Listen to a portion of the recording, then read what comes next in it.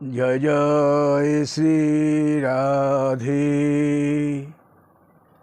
আমরা বিল্বমঙ্গল এই রাগ অনুরাগ ভজনের অনুভূতি কীভাবে উনি কৃষ্ণ দর্শনের দিকে ধীরে ধীরে এগোচ্ছেন, এই 112টি শ্লোক উনি কর্ণামৃতে লিখলেন। আমরা গত পাঠে দেখেছি বিল্বমঙ্গল কৃষ্ণের লীলা কেলি আস্বাদন করছেন। কি আস্বাদন করছেন? উনি উৎকণ্ঠায় আস্বাদন করছেন। হৃদয়ে স্ফুরিত হয়নি, হৃদয়ে স্ফুরণের আশায় উনি উৎকণ্ঠা। আমরা আগে বলেছি যে ওনার 112টি শ্লোকের মধ্যে প্রথম থেকে উনি মঙ্গলাচরণ করলেন, বস্তু নির্দেশ করলেন, লীলায় প্রবেশ করলেন, এবং 4 নম্বর শ্লোক থেকে ওনার যে উৎকণ্ঠা, 4 থেকে 18টি শ্লোক মানে 22 শ্লোক পর্যন্ত উনি এই প্রবল দর্শন উৎকণ্ঠায় ব্যাকুলিত চিত্তে উনি শুধু প্রলাপ করে গেছেন। তো গতদিনে আমরা যে শ্লোকটা দেখেছি যে মম চেতসী স্ফুরতু বল্লভ বিভু মণির নূপুর প্রণয় মঞ্জু সিঞ্জিতম কমলা বেণুচর কালিন্দ কর্ণকা কলহংস কণ্ঠ কলকুজিতাদ্রিতম। এই শ্লোকের ব্যাখ্যায় আমরা দেখেছি যে কৃষ্ণের মণির নূপুর ধ্বনি এত মধুর যে যমুনার বুকে যখন এই কমল বনচারী কলহংসগুলো যায়, তারা কি সুন্দর কণ্ঠ স্বরে তত্তর করে বয়ে যায়, তার যে ধ্বনি, সে ধ্বনি অতি মধুর। কিন্তু সেই ধ্বনির চেয়েও এই গোবিন্দের যে নূপুর ধ্বনি আরও মধুর লাগছে। কেন? ওই যে উনি যোগ করলেন মণির নূপুর প্রণয়ী মঞ্জু সিঞ্জিতম, যে নূপুর ধ্বনিটা কীরকম, সে প্রণয় যোগ হয়েছে, প্রণয়ী মঞ্জু, অর্থাৎ এমনি নূপুর ধ্বনি একরকম যে গোবিন্দ রাধারানী অনুসরণ করছেন, এখানে এই নূপুরটা উনি প্রণয়ী মঞ্জু করলেন। কেন না, প্রণয়ের সাথে প্রেমাবেশে গোবিন্দের এই নূপুরটি ঝঙ্কৃত হচ্ছে, সিঞ্জিত হচ্ছে, মৃদু মৃদু সিঞ্জিত, এবং এটা মধুর। প্রণয়ী মঞ্জু, এখানে আবেগ, রাধা তারও আবেগ, গোবিন্দেরও আবেগ, এই জন্যে এটা প্রণয়ী মঞ্জু করে বলছেন এত মধুর। যদি এটা নির্জন জায়গায়, একটা নির্জন জায়গা, কেলিগুলো তাই কুঞ্জ নির্জন জায়গায় যদি প্রণয় বেশে নূপুর ধ্বনিত হয়, প্রণয় বেশে যদি কঙ্কন ধ্বনিত হয়, তার যে আস্বাদন, তার যে হৃদয়ে রমণ অতি মধুর। এবং সেটা বললেন উনি যে যমুনা সেই করুণাদিনী, সেই যে হংসের কলহংসের যে কণ্ঠ, তার চেয়েও মধুর। এটা আগের দিন দেখেছি। এই প্রণয়ী কথাটা উনি বলেছিলেন, কত সুন্দর কথা বলেছিলেন। মম চেতসী ফুরতু বল্লভী বিভু মণির নূপুর প্রণয়ী মঞ্জু সিঞ্জিতম কমলা বনেচর কলিন্দ কর্ণকা কলহংস কণ্ঠ কলকুজিতাদ্রিতম। এই পর্যন্ত আমরা গতদিন দেখেছি 17 নম্বর শ্লোক ছিল, সেটি প্রবল উৎকণ্ঠা। 4 থেকে 22 পর্যন্ত উৎকণ্ঠা, আর ওনার আরও উৎকণ্ঠা আছে। এই উৎকণ্ঠাটা দর্শন উৎকণ্ঠা, ভ্রম ভ্রম, তারপরে তার সঙ্গে কথোপকথন। এরপর 18 নম্বর শ্লোকে উনি বললেন,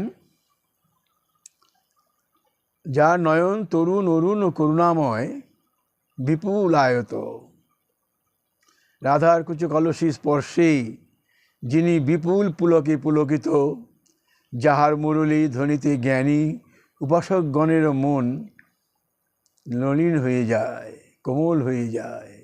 যার অধর অতি মনোহর এমন কোন অমৃত আমার প্রমত্ত চিত্তে স্ফুরিত হোক। ভাবে গদগদ উনি, ওনার যে আস্তে আস্তে অবয়বের দিকে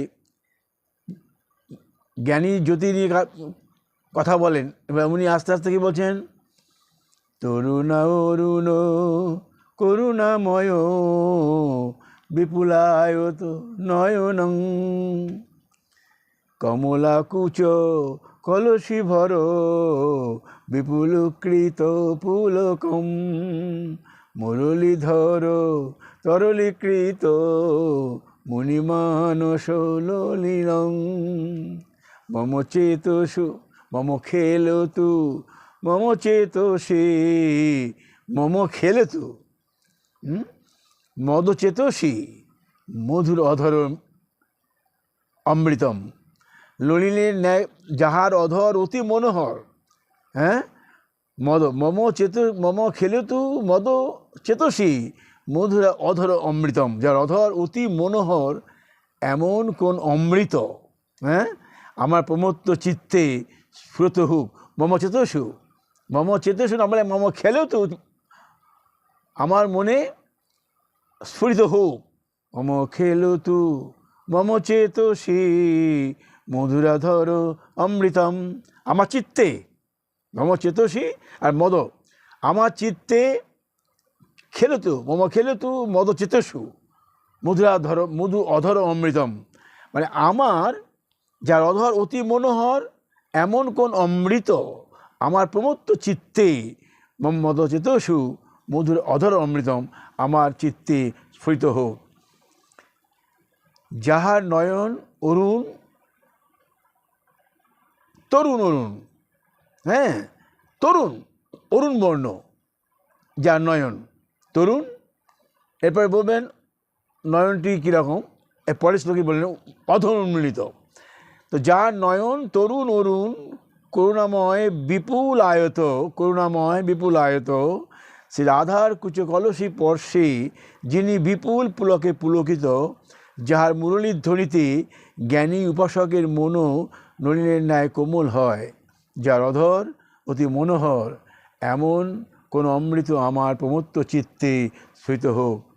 তরুণাবরুণ করুণাময় বিপুলায়ত নয়নং কমলাকুচ কলসী ভর বিপুলীকৃত পুলকম মুরলীধর তরলীকৃত মুনিমানস ললিলং মম খেলতু মম চেতসী মধুর অধর অমৃতম।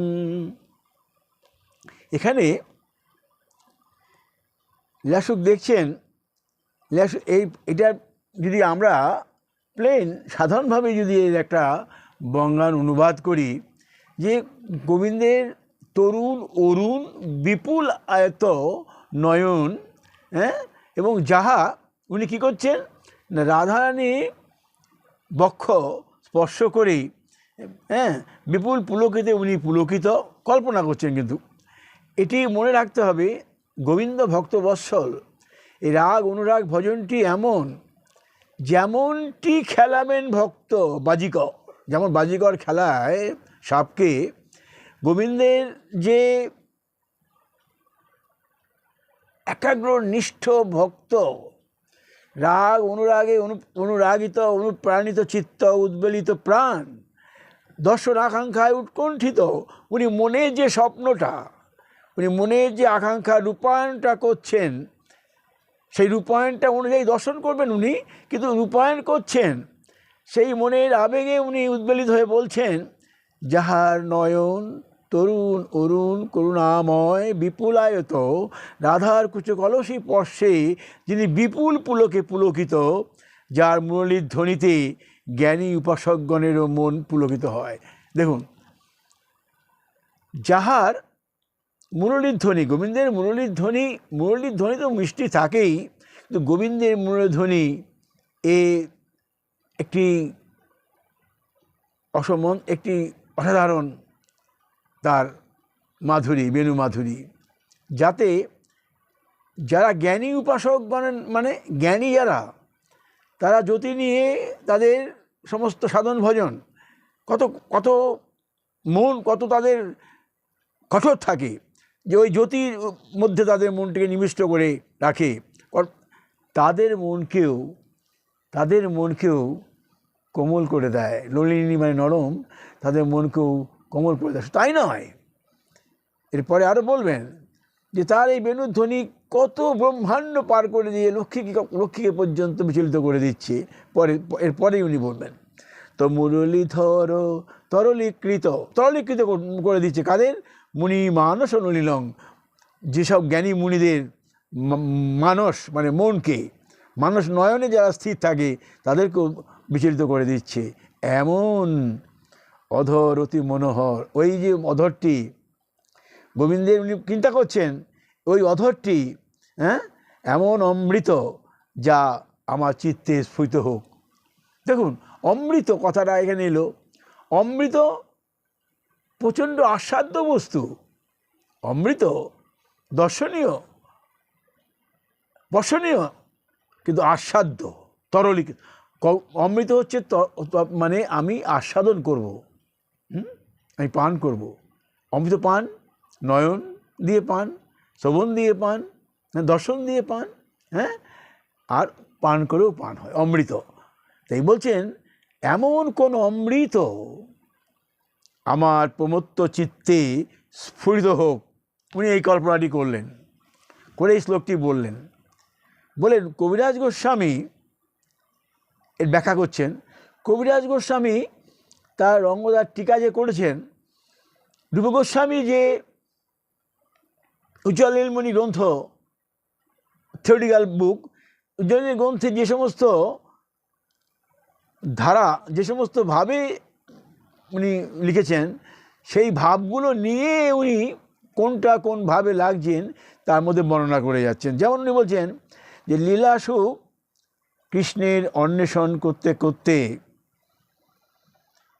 রহকলির সামনেও উপস্থিত হলেন। ভাবনার মধ্যে যে উনি বৃন্দাবনের পথে চলছেন, এক রহকলির সামনে, একটা কুঞ্জের সামনে এসে উনি উপস্থিত হলেন, এবং উনি মনে ভাবছেন যে এই রহকেলি কৃষ্ণের সম্পাদন হয়ে গেছে। উনি কুঞ্জের যে রন্ধ্র, কুঞ্জেগুলো তো পাতা দিয়ে তৈরি হয়, বিভিন্ন জায়গায় তার রন্ধ্র থাকে, রন্ধ্র দিয়ে দেখছেন যে গোবিন্দ উপবেশন করে আছেন, আর রাধারানীকে বামে বসিয়েছেন। বসিয়ে উনি পুনর্বার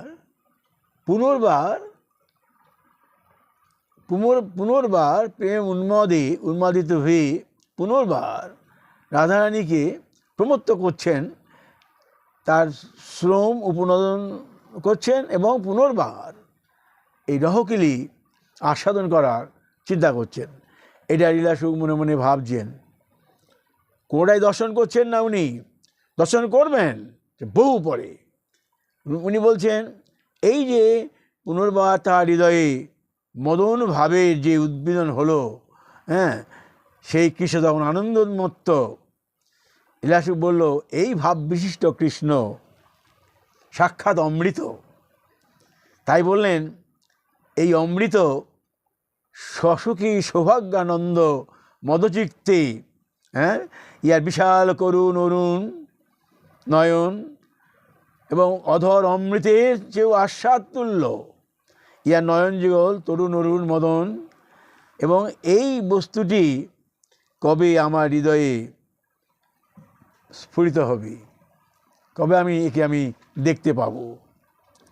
তো এই যে উনি মনের মধ্যে যে এত আকাঙ্ক্ষা করছেন, ফুল্ল হচ্ছেন, এইটা লীলাসুখ যে বর্ণনা করলেন এবং কৃষ্ণদাস কবিরাজ গোস্বামী তারই অনুকরণে বললেন।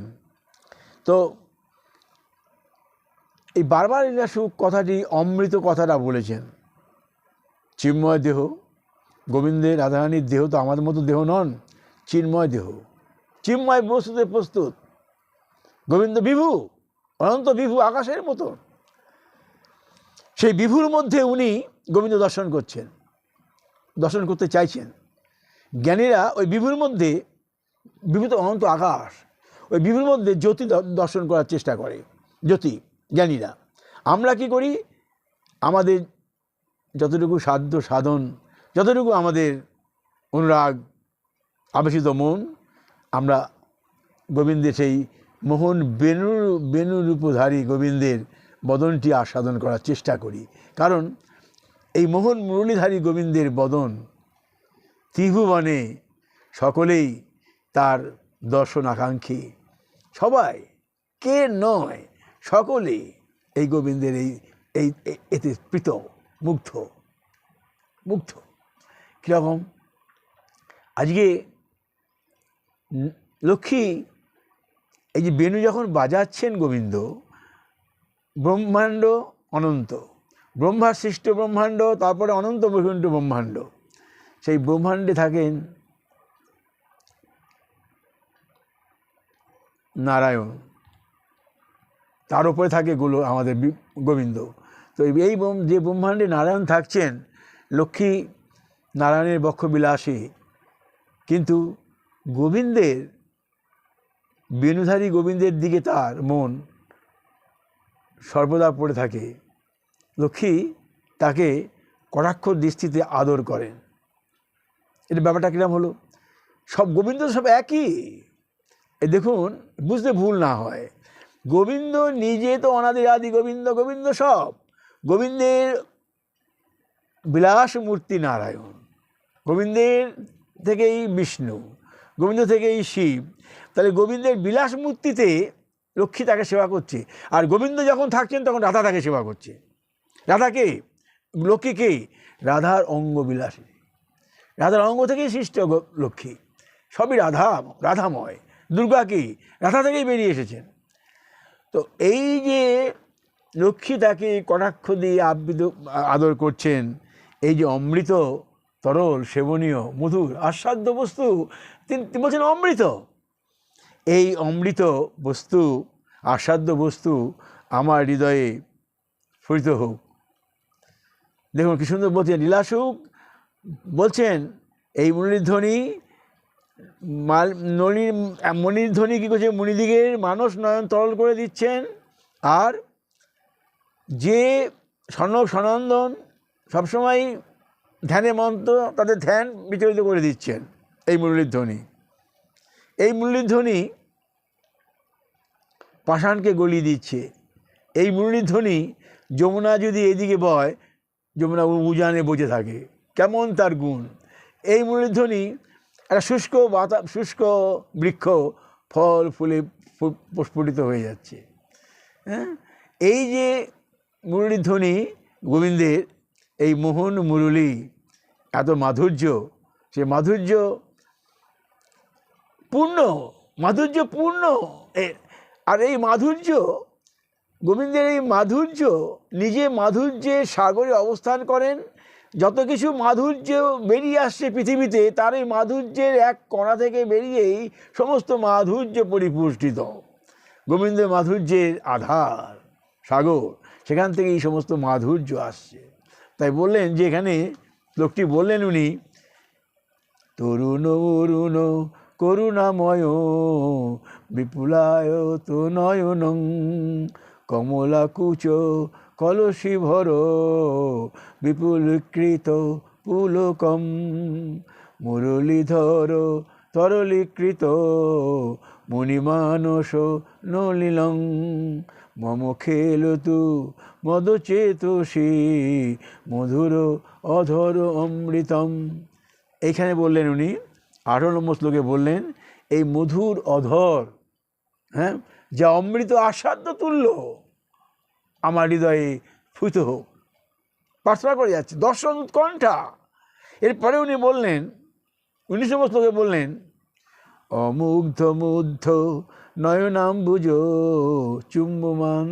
আর একটু এগোলেন উনি, মনে মনে ভাবছেন, অমুগ্ধ মুগ্ধ নয়নাম্বুজ চুম্বমান হর্ষকুল ব্রজবধূ মধুরানন দেহ আরোধ্য বেণুরব মাত্র কিশোর মূর্তি আবির্ভাবন্তু মম চেতসু আবির্ভাবন্তু মম চেতসি কোপি ভাবাহা।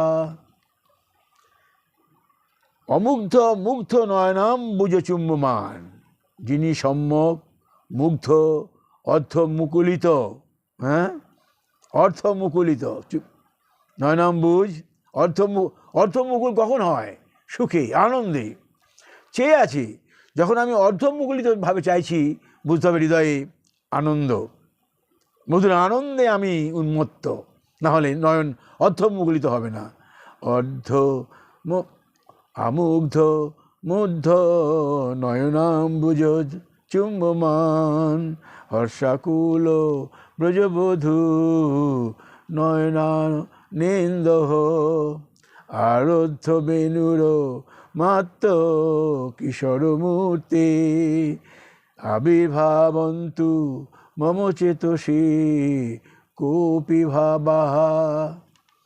যিনি সম্যক মুগ্ধ অর্ধমুকুলিত নয়নাম্বুজ দ্বারা হর্ষাকুল ব্রজবধূর মধুর মুখচন্দ্র চুম্বন করছেন, সেই গোপী জনবল্লভের কোনো কোনো ভাব আমার হৃদয়ে স্ফুরিত হোক।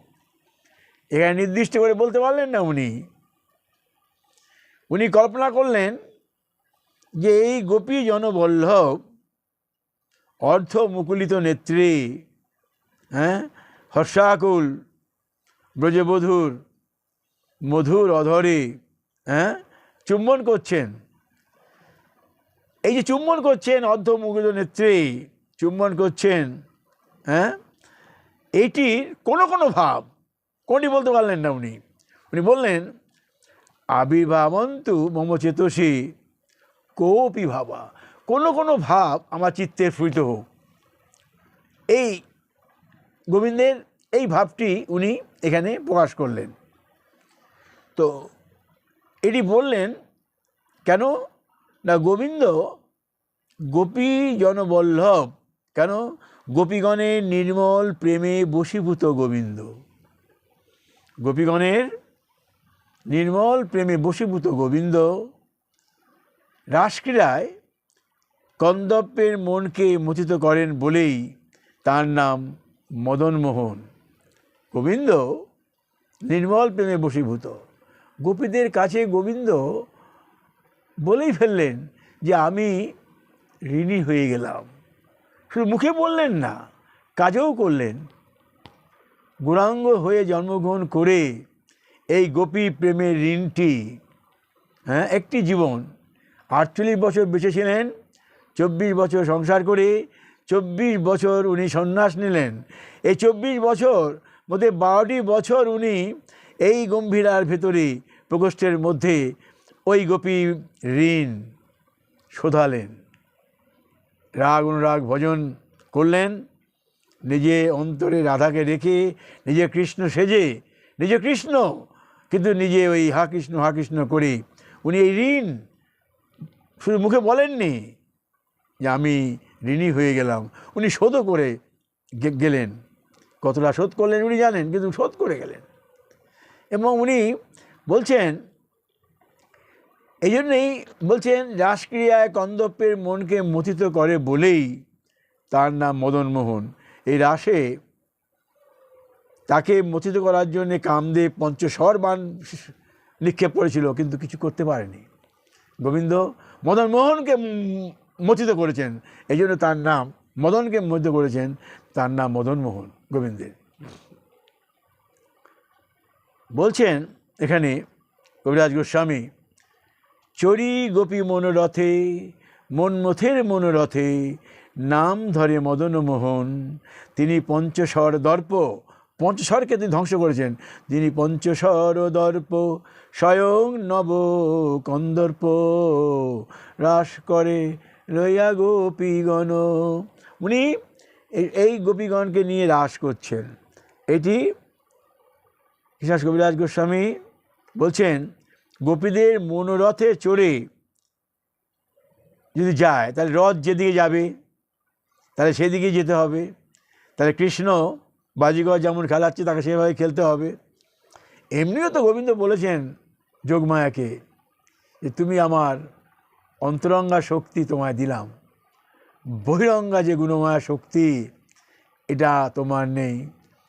আমি এই দাপরে লীলা করব, তুমি আমার লীলা সহায় করবে, অন্তরঙ্গা শক্তি তোমায় দিলাম, তুমি যেমন যেমন বলবে আমি তেমন তেমন করব, বলেই দিলেন। তাই বলছেন গোপী মনোরথে চড়ে যেদিকে রসের গতি সেই আরোর দিকে রথকে যেতে হয়। রথের বিপরীত দিকে যাওয়ার কোনো মন থাকে না, রথের অধীন থাকতে হয়। তো এই কেন অধীন থাকতে হয় না, গোপী প্রেমের নির্মলতায় গোবিন্দ অধীন, তাই এই বর্ষতা। হ্যাঁ, তাই বলছেন কবিরাজ গোস্বামী বলছেন, ভক্তিরস সাগরে নির্মল প্রেমের আধার, গোবিন্দকে যেমন যেমন রাঙাবো তেমন তেমনই গোবিন্দ করবেন।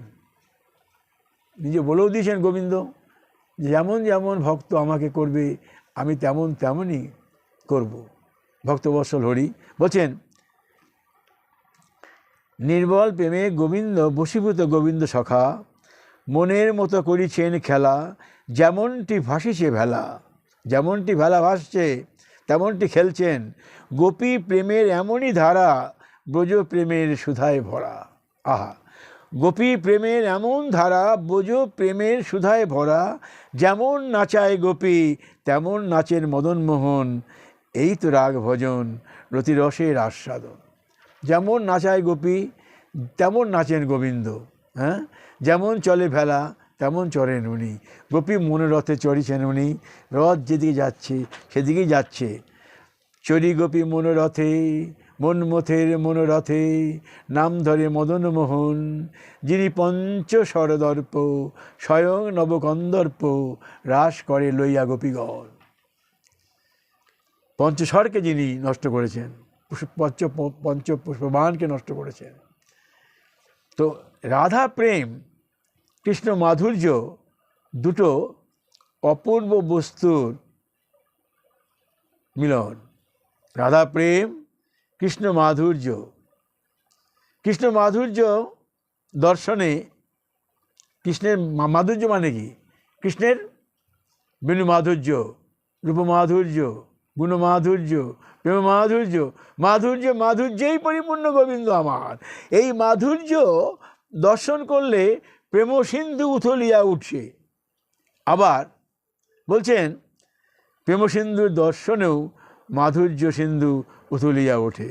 মাধুর্য সিন্ধুতে প্রেম সিন্ধু উথলিয়া উঠছে, আবার প্রেম সিন্ধুর দর্শনে উথলিয়াতে মাধুর্য উথলিয়া উঠছে, দুটো পরিপূরক।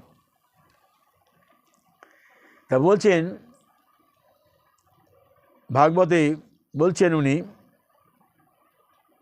যদ্যপি নির্মল রাধার সৎপ্রেম দর্পণ, তথাপি স্বচ্ছতা তার বারে অনুক্ষণ, আমার মাধুর্যের নাহি বাড়িতে অবকাশে, এ দর্পণের আগে নব নব রূপে ভাসে। মাধুর্য মম মাধুর্য রাধা প্রেম দোহে হোর করি, ক্ষণে ক্ষণে বাড়ে দোহে কেহ নাই হারি। ভুল বললাম আমি। এটি আদি লীলায় কৃষ্ণদাস কবিরাজ গোস্বামী আদি লীলায় চতুর্থ পরিচ্ছেদে উনি এইটা বলেছেন। 122, 124 এই দুটো শ্লোক উনি বলেছেন আদি লীলাতে। কি বললেন? যদ্যপি নির্মল রাধার সৎ প্রেম দর্শন, সৎ প্রেম দর্পণ, যদ্যপি রাধার সৎ প্রেম দর্পণ, তথাপি স্বচ্ছতা বাড়ে তার অনুক্ষণ। দেখুন, দর্পণ যখন স্বচ্ছ থাকে তা আবার বাড়বে কি? দর্পণ স্বচ্ছ, তা বাড়বে কি? বলছেন যদ্যপি নির্মল রাধার সৎপ্রেম দর্পণ, রাধার এই প্রেম দর্পণটা স্বচ্ছ, তথাপি স্বচ্ছতা তার বাড়ে অনুক্ষণ, তার স্বচ্ছতা বাড়তেই থাকে। আর আমার মাধুর্যের নাহি বাড়িতে অবকাশ, আমার প্রচুর মাধুর্য আছে, বাড়তে কোনো অবকাশ লাগে না, কিন্তু এ দর্পণের আগে নব নব রূপে ভাসে। এই দর্পণ এমন যে নতুন নতুনভাবে ভাসতে থাকে। আর বলছেন গোবিন্দ, মম মাধুর্য রাধা প্রেম, আমার মাধুর্য রাধার প্রেমকে যদি হোর করি, হ্যাঁ, তাহলে কি হবে? ক্ষণে ক্ষণে বাড়ে দোহে কেহ নাহি হারে। আমার প্রেম, মাধুর্য রাধার প্রেম দুটো যদি তুলনা করা যায়, দেখা যাবে, হোর যদি করা যায়, মাপা যদি যায়, দেখা যাবে ক্ষণে ক্ষণে বাড়ে দোহে। রাধার প্রেম যদি বাড়ে, কৃষ্ণের মাধুর্যও বাড়ছে। ক্ষণে ক্ষণে বাড়ে দোহে, একটি বাড়লে আরেকটি বাড়ে, ক্ষণে ক্ষণে বাড়ে দোহে কেহ নাই হারে, কেউ হারে না। বিজয় গোস্বামী বললেন, যদ্যপি রাধার প্রেম সত্যম দর্পণ, তথাপি স্বচ্ছতা তার বাড়ে অনুক্ষণ। আমার মাধুর্যের নাহি বাড়িতে আমার মাধুর্যের নাহি বাড়িতে অবকাশে, এ দর্পণের আগে নব নব রূপে ভাসে। মাধুর্য রাধা প্রেম দোহে হোর করি, ক্ষণে ক্ষণে বাড়ে দোহে কেহ নাই হারে। তো রাধার প্রেম দেখে কৃষ্ণ মাধুর্য বর্ধিত হয়, আবার কৃষ্ণ মাধুর্য বর্ধিত হলে রাধার প্রেম বাড়তে থাকে, একটা বাড়লে আটা বাড়ে। তো এই রকম বাড়তে বাড়তে, মাধুর্য বাড়তে বাড়তে এমন জায়গায় পৌঁছে যায় গোবিন্দ যে উনি মদনকে পর্যন্ত হার মানিয়ে দেন। কামদেব হেরে যান, কামদেব হেরে যান মানে কামদেব মূর্ছা যান, কাম মূর্ছা যান, মোহিত হয়ে পড়েন। তাই জন্যই তো তাকে বলা হয় গোবিন্দকে মদন মোহন।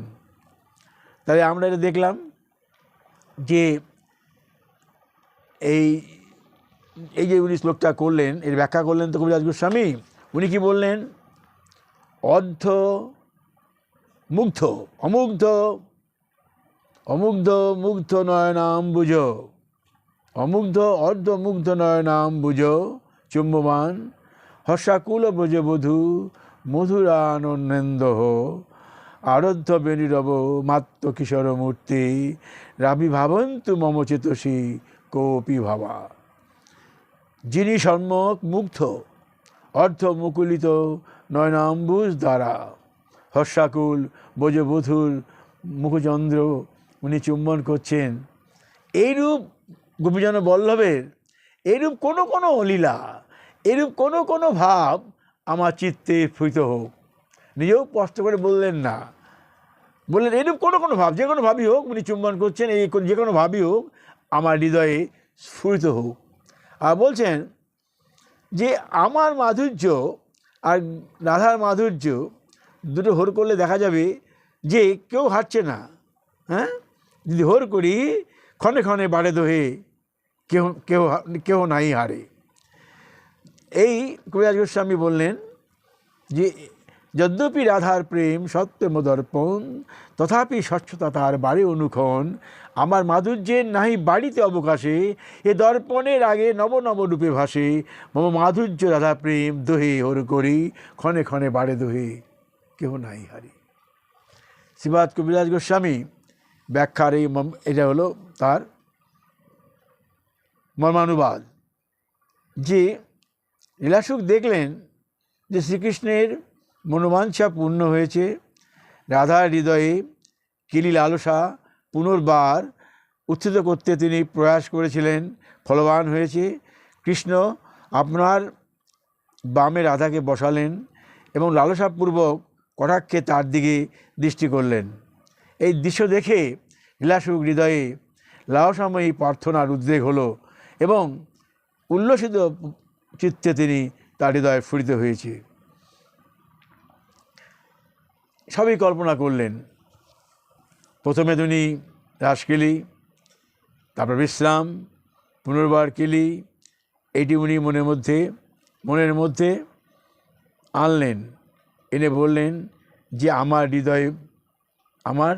হৃদয় পদ্মে স্ফুরিত হোক, স্ফুরিত হোক। এই গোবিন্দকে পাওয়া তো সহজ বস্তু নয়, এটাই লীলাসুখের রাগ অনুরাগ ভজন উনি করে যাচ্ছেন। আমার হৃদয়ে স্ফুরিত হও, আমার হৃদয়ে এই ভাবময় বিগ্রহের একটি নবকিশোর মূর্তি কোনো কোনো ভাব ফুরিত হইবে নাকি? রসিক শেখর, এদিনে দিন চিত্রে তোমার এই মধুময়ী লীলার কোনো কোনো ভাব জাগাও। এই কথা বলছেন উনি। হে গোপীর প্রাণ, গোপীজন বল্লভ, তুমি আপনভাবে আপনি বিভোর, তুমি আপন প্রেমে আপনি আকুল। মহাভাবিনীর মহাভাব মদিরায় রসময় আজ তোমারও নয়ন যুগল নিমিলিত হইয়া পড়িয়াছে। সুখে তোমার নয়ন যুগল নিমিলিত, অর্ধনিমিলিত। হ্যাঁ, তোমার আধনিমিত নয়ন যুগলের বলিহারি যায়, কি সুন্দর। এই ভাব দেখে উনি নিজের মনে মধ্যে বলছেন যে রাধারানী এবং গোবিন্দের দুটি বিপরীত স্রোত একদিকে মিলন হলো। হ্যাঁ, এত সুন্দর লীলা আমার হৃদয়ে স্ফুরিত হোক। শ্রীমতীর চাঁদবদন, শ্যামচাঁদের সোহাগ চুম্বন, কি সুন্দর, কি মধুর, কি অপূর্ব। বিশ্বমোহন সোহাগ চুম্বন, আমার কোনো কোনো ভাব হৃদয়ে স্ফুরিত হোক। শুধু তার কামনা। গোবিন্দের সঙ্গে রাধার প্রেমবিলাস উনি চিন্তা করছেন। চিন্ময় দেহে এটা মনে রাখতে হবে, আমাদের মতন তো দেহ নন, চিন্ময় দেহের মিলন এই আমাদের মতন এই রক্ত মাংসের শরীরে অসম্ভব, এ সম্ভব নয়। লীলাসুখ করলেন মানে এরা মহাপ্রভু বই গ্রন্থখানা, মানে বিল্বমঙ্গলের গ্রন্থখানা কর্ণামৃত নিয়ে এলেন দাক্ষিণাত্য থেকে। কেন নিয়ে এলেন? এদের যে ভাব, রায় রামানন্দ, বিল্বমঙ্গল, চণ্ডীদাস, হ্যাঁ, লোচনদাস ঠাকুর, হ্যাঁ, গোবিন্দ দাস, এরা কি?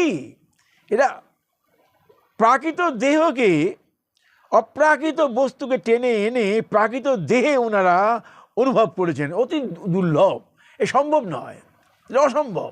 তাই কতখানি প্রাকৃত দেহকে অপ্রাকৃত করেছেন উনি এই রাগ অনুরাগ ভজনে। সেটাই এই এতগুলি শ্লোক আস্বাদন করছি কেন? আমি নিজে আস্বাদন করছি, আপনাদের বোঝাচ্ছি রাগ ভজনটি কি। এই রাগ ভজনটি ভজনের শেষ ধাপ, এরপরে আর কোনো ভজন নেই। এই রাগ ভজনটি এক জন্মে হবে না, এগুলো কত জনম পরে হয়তো বিল্বমঙ্গল এটা করলে, এটা বহু জনম সাধন করলে এই জিনিসটা হবে। তাই বলছেন বিল্বমঙ্গল, শ্রীমতীর চাঁদ বদনে শ্যামচাঁদের সোহাগ চুম্বন, কি সুন্দর, কি সুন্দর, কি মধুর, কি অপূর্ব। বিশ্বমোহন এই সোহাগ চুম্বন, বিশ্বমোহনের সোহাগ চুম্বন। অর্থাৎ দেখুন, বিশ্বমোহন মানে কি?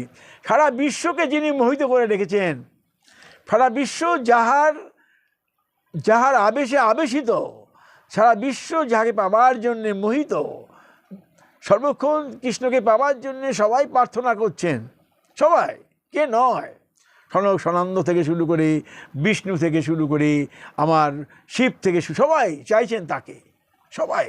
হ্যাঁ, তো এই বিশ্বমোহন সোহাগ চুম্বন করছেন। এই কোনো কোনো ভাব আমার হৃদয়ে স্ফুরিত হোক, মানে প্রকাশ পাক, হৃদয়ের মধ্যে প্রকাশ পাক, তবে তো বাইরে প্রকাশ পাবে। উনি হৃদয়ের মধ্যেই আনতে চাইছেন প্রথম, তারপরে ভ্রম, তারপরে বাহিরে তার সঙ্গে কথোপকথন। লীলাসুখ কথা বলেছেন গোবিন্দের সঙ্গে, এই পরে দেখা যাবে। আগে চলছে তার হাহাকার, ক্রন্দন, হ্যাঁ, উৎকণ্ঠা চলছে। তা এইটা উনি বললেন, হৃদয়ে জুড়িয়া হেতা রসের ফোয়ারা বয়, সুখ দুঃখ শুভাশুভ ধর্মাধর্ম আশা বয়। কিছু না হেরিবে হেতা কেবল মিলন কথা, কিছু না হেরিবে হেতা কিছু মিলন কথা। আস্বাদে আস্বাদে প্রাণ সুধা রসে ডুবে যায়। এখানে সেব্য সেবকের মধ্যে ভাব নাই।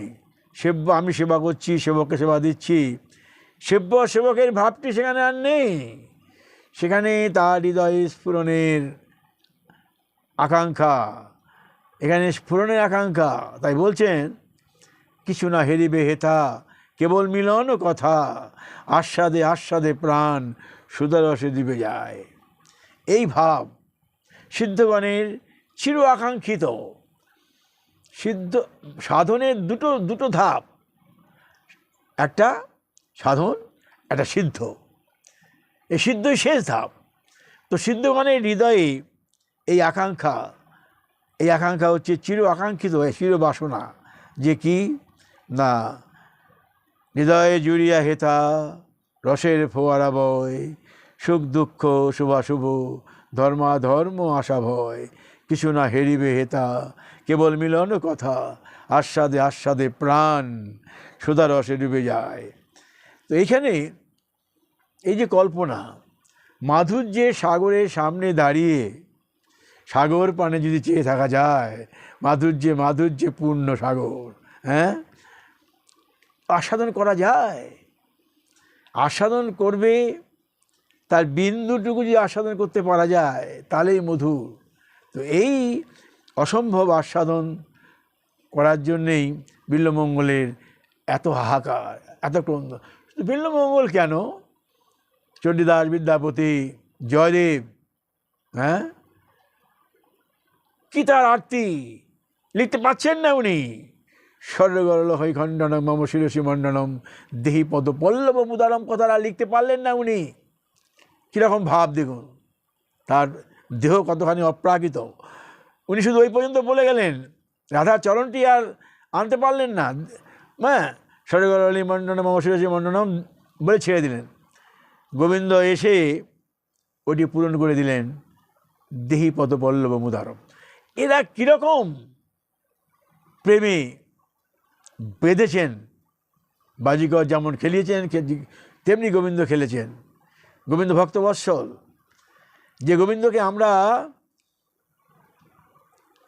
ভয়ও, যাকে গীতায় বলছেন ভয়ও আমাকে ভয় পায়, যে গোবিন্দকে বলছেন গোবিন্দ আমাকে ভয়ও ভয় পায়।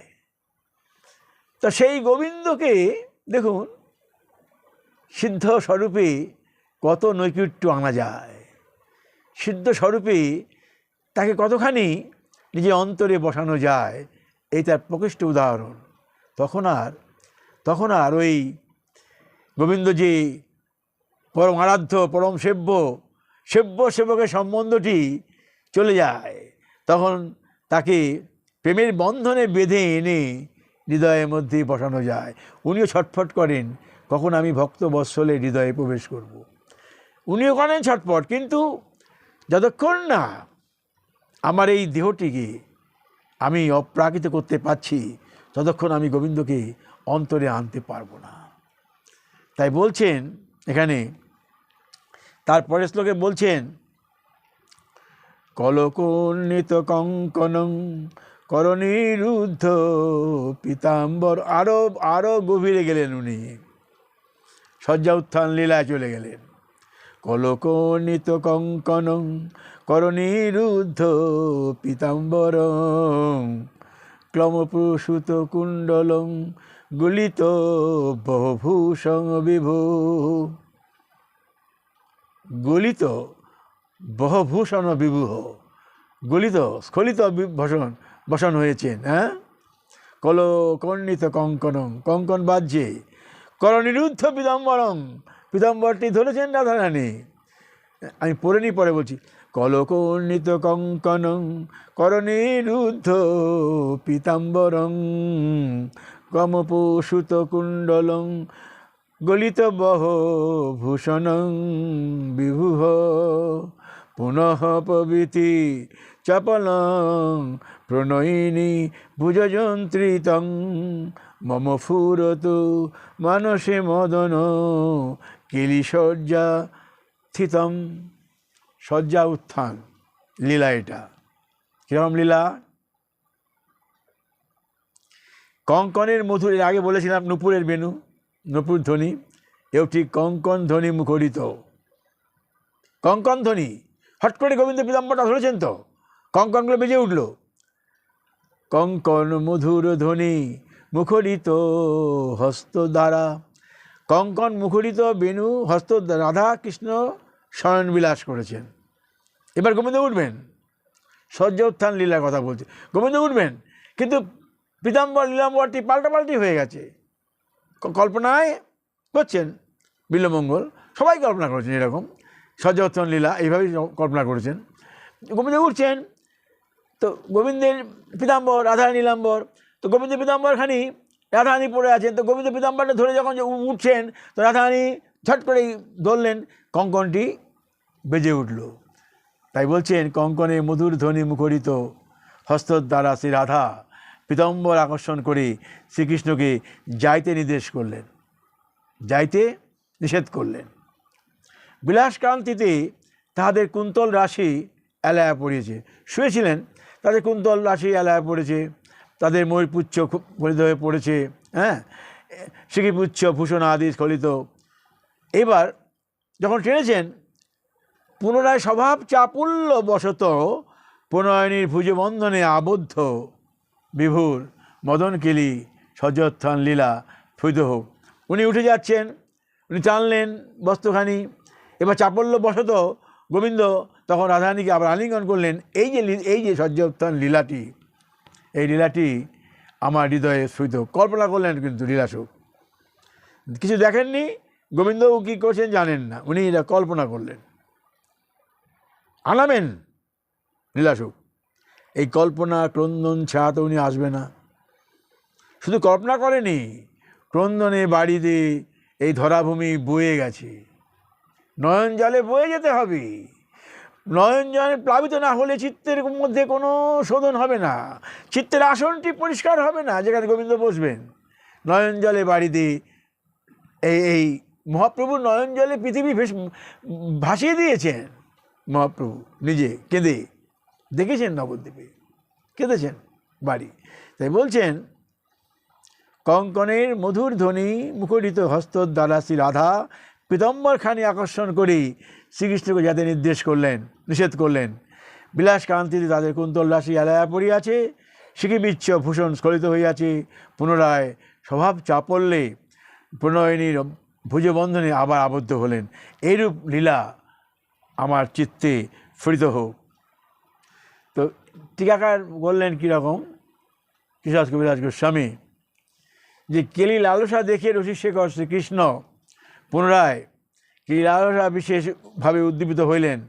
বিলাস বাসনের উৎকণ্ঠায় রাধাকে রাজস্থলী গমনের আবশ্যকতা বুঝাবার ছলে তাহাকে বিলাস সজ্জা হইতে উঠাইয়া চেষ্টা করলেন, কিন্তু রাধা সেই রতিরসে উঠতে চাইলেন না, কারণ তার সেই পীতাম্বরটি উনি পড়েছিলেন। তো এই যে লীলাটি, এই লীলাটি বলছেন কেমন মধুর দেখুন, পীতাম্বরটি দুজনের হাতেই রয়েছে। কেমন, রাধা পীতাম্বরটি আটকে রেখেছেন কারণ উনি পড়ে আছেন, আর গোবিন্দ পীতাম্বরটি ধরেছেন। এটা আস্বাদন করতে হবে। তো এইভাবে পরস্পর দুজনে, গোবিন্দের হাতেও কঙ্কন আছে, এর হাতেও কঙ্কন আছে, তো দুজনে টানাটানি করাতেই কঙ্কন দুটো বেজে উঠল। এই যে কঙ্কন ধ্বনি, এর আগে বলেছিলেন নূপুর ধ্বনি, এই যে কঙ্কন ধ্বনি লীলাবিলাসের একটি মধুর ধ্বনি। এই ধ্বনি বলছেন যে পূর্বশ্লোকে বিলাসিত লীলাবিলাসে অতিরিক্ত রতিশ্রম হইতে সঞ্জাত অঙ্গগ্লানি দ্বারা কেশকলাপ প্রসূত হইয়াছেন। হ্যাঁ, শ্রী রাধা চূড়াবদ্ধ কুন্তল রাশি, কৃষ্ণের শ্রেণীবদ্ধ কুন্তল রাশি আদায় পড়িয়াছে এবং প্রেমরসের তরঙ্গে দুজনে ভাসছেন, এবং এই কঙ্কন ধ্বনি পীতাম্বর নিয়ে দুজনে ধরেছেন, কঙ্কন ধ্বনি হচ্ছে। এটা টিকাকার বললেন কৃষ্ণদাস কবিরাজ গোস্বামী। তো এখানে লীলার চাপলাদি প্রকাশ করেছেন যে রাধা সঙ্গজাত পরম উৎকর্ষপ্রাপ্ত সম্ভোগ লীলার চাপল্যাদি প্রকাশ পেয়েছে। এখানে এই সজ্জা উত্থান লীলাটি চাপল্য লীলা প্রকাশ করেছেন। দুজনে টানলেন, কঙ্কনধ্বনি হলো, আবার আলিঙ্গন করলেন। এই ভাবটি চাইছেন বিল্বমঙ্গল আমার হৃদয়ে স্ফুরিত হোক। তো এখানে ভক্ত এবং ভগবানের মধ্যে সম্বন্ধ যখন খুব গভীর হয়ে যায় তখন এই নৈকট্য আস্বাদন হয়। এই নৈকট্য আস্বাদন হয় যে ঋষিদের এই আমাদের এই ভজনটি ঋষিরা বুঝতে পারবে না, যারা যোগী তারা আমাদের এই ভজনটি বুঝতে পারবেন না। তারা তো এ ধারে কাছেই নেই। তারা দেখবেন জ্যোতি আস্বাদন করবেন, কৃচ্ছ সাধন করবেন। কত কষ্ট করেন তারা, এক পায়ের উপর দাঁড়িয়ে, কখনো আঙুলের উপর দাঁড়িয়ে কত কৃচ্ছ সাধন করেন। ওইটি আনন্দ করেন। আমাদের তা নয় তো। আমরা তার বেণুরূপধারী গোবিন্দকে দেখব, রাধা মামি। হ্যাঁ, গোবিন্দের কোন রূপটা শ্রেষ্ঠ বলছেন গ্রন্থে, যে রাধা আলিঙ্গিত, বাম হস্তে গোবিন্দ রাধাকে আলিঙ্গন করেছেন, আলিঙ্গিত মূর্তি। হ্যাঁ, আর দক্ষিণ হস্তে উনি ধরেছেন বেণু, রাধাও বাম হস্তে বেণু ধরেছেন। এই যে মূর্তিটি, রাধা আলিঙ্গিত মূর্তিটি, বেণু নাদ লহরী গোবিন্দের, এই বেণু রূপ, যে অধরে বেণু নিয়ে দাঁড়িয়ে আছেন, এই রূপটিকে আমরা কল্পনা করি। এটা মুনি ঋষিরা এটি কল্পনা করতে পারবে না। আমাদের সাধনায় প্রাণ আছে, প্রাণের স্পন্দন আছে, মাধুর্যের উত্তাল উন্মাদ তরঙ্গ আছে আমাদের সাধনার মধ্যে। দেখুন, আমাদের সাধনা এমনি ঘরে বসে ভোগ লাগাচ্ছি, নিত্য রাধাকৃষ্ণের ভোগ লাগাচ্ছি, পঞ্চতত্ত্বের ভোগ লাগাচ্ছি, এইটুকুই তো। পঞ্চতত্ত্ব সাধন অঙ্গ সাধন করে গোবিন্দকে আমরা ভোগ লাগিয়ে দিচ্ছি, বা পঞ্চতত্ত্বের ভোগ লাগাচ্ছি, গোবিন্দের ভোগ লাগাচ্ছি। কিন্তু এই সাধন অঙ্গ ছেড়ে যখন সিদ্ধ অঙ্গে প্রবেশ করব, তখন প্রাণের স্পন্দন আছে, হৃদয়ের ভাব উদ্বেলিত আছে। প্রেমে গদগদ চিত্তে আমি গোবিন্দকে আহ্বান করব। আমি রাগে গোবিন্দের, রাধারানীর চরণ অনুরাগিত হয়ে কৃষ্ণের চরণে নিবেদন করব। রাধাগত প্রাণ, কৃষ্ণ অনুগত জীবন। রাধাগত প্রাণ, কৃষ্ণ অনুগত জীবন, নয়ন বাড়ি করিব বিসর্জন। হ্যাঁ, দিনের পর দিন নয়ন বাড়ি করিব বিসর্জন। হৃদয়ে স্পন্দন উদ্বেলিত হইবে তখন। আমার প্রেম সিন্ধুর প্রাণে আমি ধাবিত হব, রাধার চরণ সিন্ধুতে অবগাহন করব। এবং আমাদের এই উন্মত্ততা তরঙ্গায়িত, আমাদের নয়ন প্রবল তরঙ্গায়িত হবে। হ্যাঁ, নয়ন বাড়ি বিসর্জন হবে। এই মধ্যে প্রাণ আছে। এই প্রাণে বিভিন্ন কবিরা তাদের কথা বলেছেন। চণ্ডীদাস দেখুন কিরম বলছেন, দেখুন চণ্ডীদাস। কেশ পাশ দিয়া চরণ মুছায়ে বিচিত্র পালঙ্কে লই, অতি সুভাষিত ঢালি রাধা, অতি সুভাষিত বাড়ি ঢালি রাধা, দোহল চরণ দুই, মৃগমদ ভরি চন্দন কটরি, অঘোর তিমির তার, মনের মানসে সোনাগরি রাধা লেপিছে শ্যামের পায়। নানা ফুল দাম অতি সুসদল, গলে পরাইল রাধা, রূপ নিরীক্ষণ করে ঘন ঘন, তিলেক নাইক বাধা। কানুর শ্রীমুখ যেন শশধর, যেমন পূর্ণিমার শশী, রাই সে চকর পাই নিরন্তর, পিবই অবল রাশি। চণ্ডীদাস কহে হেন মনে করি, শুনহে কিশোরী রাধে, মনের মানসে পাশ আশ দিয়া, দুটি করে যেন বাঁধে। পাশ আশ দিয়ে, মনের পাশ দিয়ে গোবিন্দকে বাঁধছেন, আর কেশব পাশ দিয়ে চরণ মুছিয়ে দিচ্ছেন। হ্যাঁ, সুগন্ধি বস্তুতে তার চরণ লেপিয়ে দিচ্ছেন। হ্যাঁ, নানা ফুল এনে তাকে পূজা করছেন। এইটা কল্পনা, চণ্ডীদাসের কল্পনা। তাই এর মধ্যে প্রাণ আছে। প্রাণ না থাকলে কি করে আমি করতে পারছি এইগুলো আমি বলছি, মানে এগুলো করছি। তাহলে আমাদের সাধনায় প্রাণ আছে। এমন মধুর শব্দ চয়ন চণ্ডীদাস করেছেন। আর দেখুন কি তার কল্পনা চণ্ডীদাসের। গোবিন্দ রাধারানীকে ছেড়ে গেলেন বৃন্দাবন থেকে 14 বছর বয়সে। 11 বছর বয়স তখন রাধারানী ছেড়ে চলে গেলেন। তারপরে 111 বছর উনি বেঁচে ছিলেন। গোবিন্দ লীলা করেছেন মথুরায়, দাপরায়, দ্বারকায়, যদুবংশ স্থাপন করেছেন, যদুবংশ ধ্বংস করেছেন, 16,108 গোপিনী বিবাহ করেছিলেন, সবাই আহতি দিয়েছেন। নিজে স্বধাম গেলেন, স্বধাম গেলেন, অঙ্গদের সেই বাঞ্ছিত প্রার্থনা পূরণ করে গেলেন। বালি নিধন হয়েছিল, পিছন থেকে রাম মেরেছিলেন, তখন বলেছিল আমি তোমাকে বধ করবো, বলে এই এখন পারবে না, দাপরে করবে। ওই কথাটি বলেছিলেন গোবিন্দ। তাই তাকে যখন বৃক্ষে বসে পাটি এরম রাখলেন, রঙিন পা দেখে ব্যাদ ওখানে পাখি মনে করে মারল। ব্যাদ ক্রন্দন করলেন, এবার না, তুমি আমার কাছে বর চেয়েছিলে, সেই সময় প্রার্থনা করেছিলে, সেটি পূরণ করে দিলাম। এই করে যখন গোবিন্দ স্বধাম চলে গেলেন, তখন তো আবার এদিকে রাধারানী, নন্দ, যশোদা এরা রয়েছেন বৃন্দাবনে, এরাও স্বধাম তো যাবেন, কারণ রাধারানী গোবিন্দ তো এক, তো ওরা তো যাবে। তো চণ্ডীদাস বলছেন, দেখুন কিরম কল্পনা,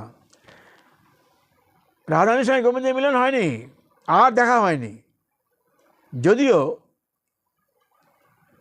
সনাতনকে বলেছিল মহাপ্রভু যে বৃন্দাবন ছেড়ে পদমেকম ন গচ্ছামি, বৃন্দাবন ছেড়ে গোবিন্দ কখনো যায়নি, কিন্তু আমরা তো তা আস্বাদন করতে পারিনি। তো তাই উনি ললিত মাধব লিখেছিলেন সনাতন, যেখানে বৃন্দাবনকে নিয়ে গেছিলেন অন্য জায়গাতে, দ্বারকায় নিয়ে গেছিলেন, নিয়ে গিয়ে ওখানে মিলন করিয়েছেন। তো এখানে উনি বলা উদ্দেশ্য, এখানে ছোট্ট করে বললাম, ওটা বলা উদ্দেশ্য চণ্ডীদাস কীরকম দেখুন তার কল্পনা। শতেক বরষ পরে বধূয়া মিলিল ঘরে, রাধিকা অন্তরে উল্লাস। হয়নি, রাধার সঙ্গে মিলন হয়নি গোবিন্দের। গোবিন্দ ওখান থেকে স্বধাম চলে গেলেন, রাধা এখানে পড়েছিল, ক্রন্দন করেছে। গোবিন্দ হাউতাস করেছেন, কিন্তু রাধা এখানে একা একা ক্রন্দন করেছেন। কিন্তু উনি কল্পনা করছেন, শতেক বরষ পরে বধূয়া মিলিল ঘরে, রাধিকার অন্তরে উল্লাস। হারানিধি পাইনু বলি, লইল হৃদয়ে তুলি, রাখিতে না সহে অবকাশ, মিলিল দুহু তনু কিবা অপরূপ। মিলন করে দিলেন রাধারানীর সঙ্গে, মিলিল দুহু তনু কিবা অপরূপ। চকর পাইল চাঁদ, পাতিয়া পীড়িতির ফাঁদ, কমলিনী পাউল মধুপ। রসভরে দুহু তনু থর থর কাপই, ঝাপই দুহু দুহু দোহা আবেশে ভোর। ঝাপই আলিঙ্গন করছেন, ঝাপই দুহু দোহা আবেশে ভোর। দুহু কমিলন আসি, নিজয় হলো আনলো, পাওল বিরহ ওর। নিজয় হলো আনলো, পাওল বিরহ ওর। রতন পালঙ্ক পর বৈঠল দুহুগণ, দুহু মুখ হেরুই দুহু আনন্দে। হরস সলিল ভরে হেরোই না পারই, অনিমেষ রহিল দ্বন্দ্বে। আজি মন আনিল মৃদু মৃদু বহুত, নির্মল চাঁদ প্রকাশ। ভাব ভরে গদ গদ চামর ঢুলায়ত, পাশে বসি চণ্ডীদাস। চণ্ডীদাস মিলন করে দিলেন, দুজনে বসালেন, আলিঙ্গন করালেন, হ্যাঁ, এবং অনিমেষ নয়নে দুজন দুজনকে দেখছেন। আর চণ্ডীদাস বসে বসে চামর দুলাচ্ছেন। চামর ব্যঞ্জন যে কত মধুর সেবা যে করে সেই বোঝে। গোবিন্দ সর্বদাই রাধার সঙ্গে কেলি রস আস্বাদন করছেন, ক্রিয়া করছেন, কৌশল লীলা করছেন। কিন্তু চামর যে ব্যঞ্জন, যিনি সিদ্ধ দেহে ওই রহকেলিতে অবস্থান করছেন, অশ্বসখী, হ্যাঁ, মধ্যে সখীদের মধ্যে কেউ কেউ রাধা স্নেহা রাধার দিকে, কেউ কেউ কৃষ্ণ স্নেহা কৃষ্ণের দিকে, কেউ কেউ সমস্নেহা রাধাকৃষ্ণের, দুজনের সমান ভাব। এই সখীরা কত প্রিয় গোবিন্দের, এই সখীরা কত প্রিয় রাধারানীর, এটা আস্বাদন। আগেও আমি বলেছি একদিন, গোবিন্দ বলছেন সখীকে, হে সখী, তুমি আমার সব কিছু করে দাও, শয্যা পেতে দাও কুসুম পুষ্পে, নব নব কিশলয়ে। বনের মধ্যে তো নব নব কিশলয়, কুসুম পেতে দিল, নরম হলো। এখানে তো গদি নাই, ওই রকমভাবেই কুসুম পেতে তুমি আমার শয্যা স্থাপন করে দাও, পুষ্প রস এনে দাও, সব করো, আমাকে শৃঙ্গার করো। তো আমার মতন সুখ দিতে পারে পৃথিবীতে এমন কেউ নেই। গোবিন্দ সর্বসুখের নিত্যস্বরূপ, সকল সুখস্বরূপ গোবিন্দ, তার উপরে কেউ নাই সুখ দিতে পারি, তুমি কেন আমার সুখ আস্বাদন করো না? বলে গোবিন্দ বলছেন সখী, গোবিন্দ তোমায় আমি শৃঙ্গার করি, তোমায় আমি কুসুম সজ্জা বেঁধে দিই, তোমার বস্ত্র এনে দিই, আমি খুব আনন্দ গোবিন্দ, এর চেয়ে বেশি আনন্দের নাই মোর প্রয়োজন। কত সুখী কৃষ্ণ সুখে, কত সুখী এই সুখীরা, কৃষ্ণ সুখে কত অনুপ্রাণিত এরা, অনুরাগিত এরা, উদ্বেলিত এরা, সসুখ বিসর্জন দিয়েছেন এরা। তাই জন্যই গোবিন্দকে বলতে হয়েছিল আমি তোমাদের কাছে ঋণী। তো আজই আমার যে বক্তব্য, চণ্ডীদাস দেখুন কি মধুর শব্দ চয়ন করলেন, 100 বছর পরে রাধারানীর সঙ্গে মিলিয়ে দিলেন।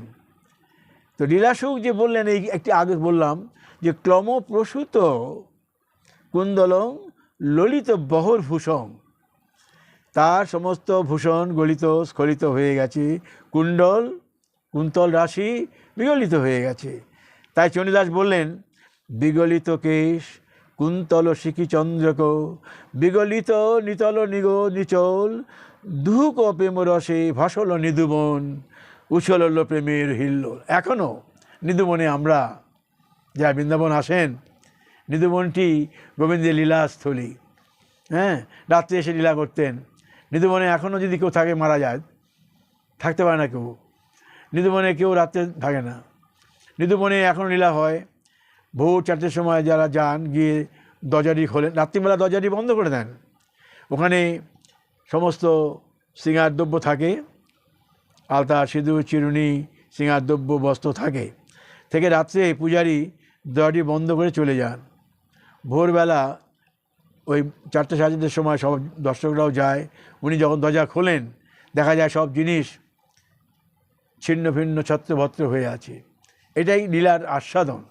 তাই বলছেন দুহুক প্রেম রসে ভাসল নিধুবন, উছলল প্রেমের হিল্ল। উনি কল্পনা করছেন।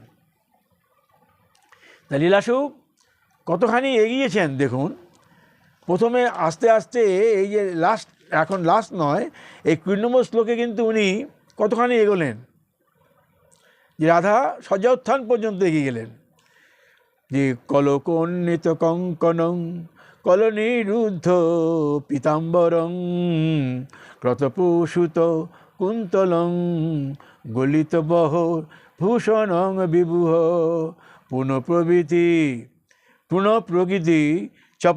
চপল প্রকৃতি প্রণয়ী ভুজাজন্ত্রিতং মম ফুরতু মানসে মদন কেলিসজ্জা উত্তম। এখানে যেটা বললেন চণ্ডীদাস, ক্রমপ্রসূত কুন্তলং গলিত বহর ভূষণং বিবহ। চণ্ডীদাস এখানে কি বললেন, যে বিগলিত কেশ, উনি বলেন ক্রমপ্রসূত কুন্তলং ললিত বহর ভূষণং। কেউ কাকে দেখেনি, চণ্ডীদাসও দেখেনি বিল্বমঙ্গলকে, বিল্বমঙ্গল চণ্ডীদাসকে দেখেনি। দেখুন কল্পনা কীভাবে চলে ভক্ত প্রাণে, হ্যাঁ, কীভাবে এগোয়। চণ্ডীদাস দেখেনি বিল্বমঙ্গলকে, বিল্বমঙ্গল বললেন ক্রমপ্রসূত কুন্তলং ললিত বহর ভূষণ, তার কৃষ্ণের কুন্তল রাশি এলায়ে পড়েছে, আর তার শিখিপুচ্ছগুলো খলিত হয়ে গেছে। আর চণ্ডীদাস বলছেন বিগলিত কেশ কুন্তল শিখি চন্দ্রক, বিগলিত নিতল নিচল, দুহুক প্রেম রসে ভাসল নিধুবন, উছলল প্রেমের হিল্লোল। দেখুন এই হলো মাধুর্য। ভক্ত কারোর সঙ্গে কারো দেখা নেই, মহাপ্রভু বলছেন কাহা কাহা কাহা গেলে আমি কৃষ্ণ পাবো, এরপরে বলছি আমি। তো এরা নিজেদের প্রেমে ভাবে উদ্বলিত হয়ে এক একজন বলছেন মেলায় দেখা, আমরা এখন পাচ্ছি গ্রন্থগুলো, দেখছি এরা একইভাবে একই সুরে চলেছে।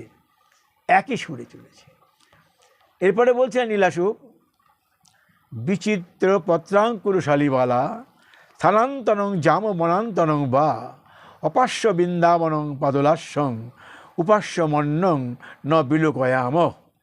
মানে বিচিত্র পত্রাঙ্কুরশালী গোপবালার স্তনোদয় যা হৃদয়ে বর্তমান কিশোর লীলা, এটা কৈশোর লীলা গোবিন্দের, পিতা করছেন গোবিন্দ কৈশোর লীলা।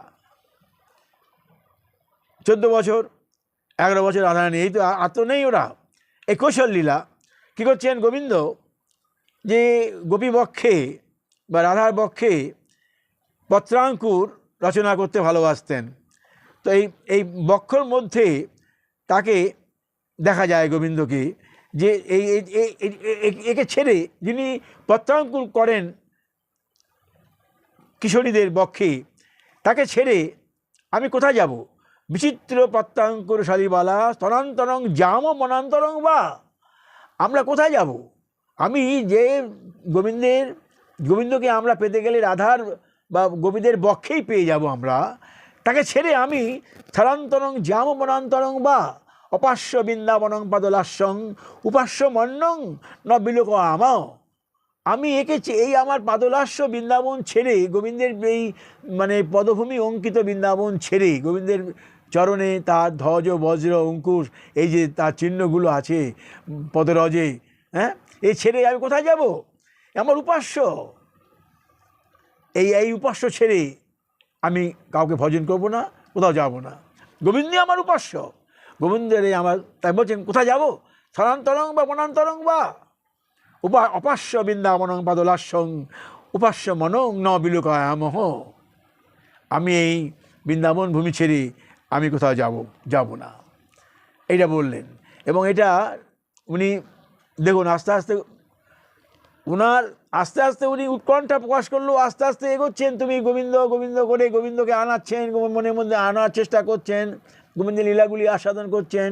শয্যার্থন লীলা আরম্ভ করলেন, কুশল লীলা, পত্রাঙ্কুর লীলা, হ্যাঁ, বিচিত্র পত্রাঙ্কুর শালীবালা বনান্তরং জাম বনান্তরং বা অপাস্য বৃন্দাবন পাদলাস্যং উপাস্য মন্নং বিলোকায়ামহ, আমার উপাস্য সন্ধান এছাড়া আমি কিছু দেখছি না।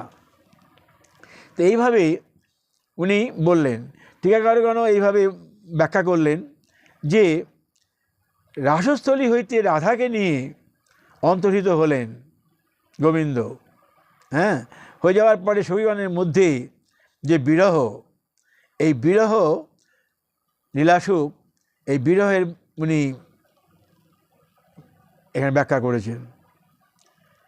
দেখুন বিরহ, আগের দিন বলেছি বিরহ, কৃষ্ণ বিরহ কালকুট বিষের মতো অনল, আবার মিলন হলে পারে আবার মধুর।